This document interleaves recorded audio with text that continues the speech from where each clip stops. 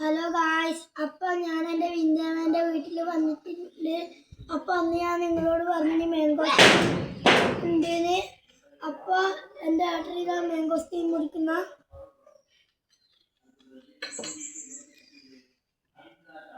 അപ്പം mangosteen taste ചെയ്ത് നോക്കാം ഗായ്സ്.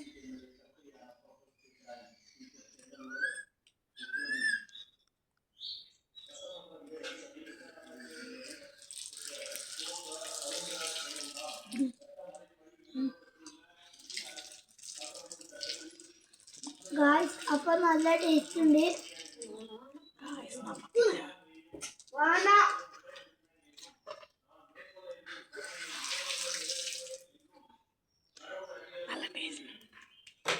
ഗായ്സ് അപ്പോൾ തേൻ പോലെ ഉണ്ട് ഇത്.